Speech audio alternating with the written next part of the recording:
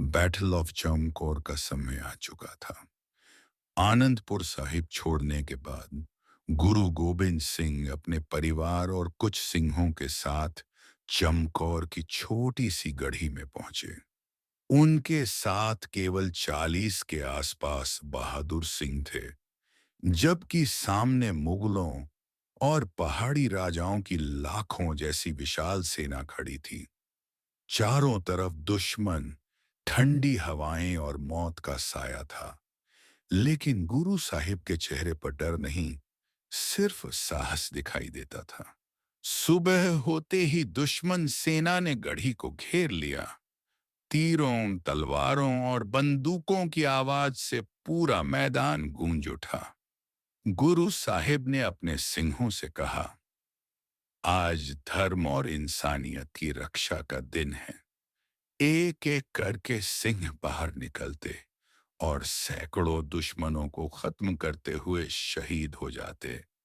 हर सिंह के चेहरे पर मौत नहीं, जीत की मुस्कान थी।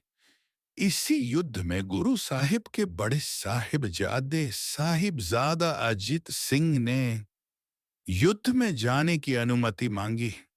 गुरु साहिब ने बेटे को गले लगाया और आशीर्वाद दिया।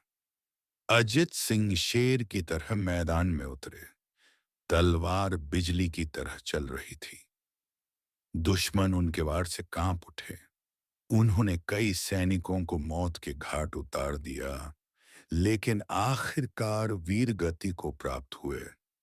कुछ देर बाद छोटे साहिबजादे साहिबजादा जुझार सिंह ने कहा, पिताजी, अब मुझे भी युद्ध की आज्ञा दीजिए। गुरु साहिब की आंखों में गर्व था। जुझार सिंह कम उम्र में ही सिंह बन चुके थे। वे मैदान में उतरे और इतनी बहादुरी से लड़े कि दुश्मन भी दंग रह गए। आखिरकार वे भी शहीद हो गए, लेकिन झुके नहीं। गढ़ी के अंदर अब बहुत कम सिंह बचे थे। दुश्मन लगातार हमला कर रहा था। रात के अंधेरे में बचे हुए सिंहों ने गुरु साहिब को गड्ढी से बाहर निकलने की विनती की, ताकि खालसा जीवित रहे। गुरु साहिब ने अपने सिंहों की बात मानी। जाते समय उन्होंने आसमान की ओर देखा और कहा, वाहे गुरु, तेरी रजा मीठी लगे। चमकौर का युद्ध संख्या की नहीं, हौसले की जीत बन गया।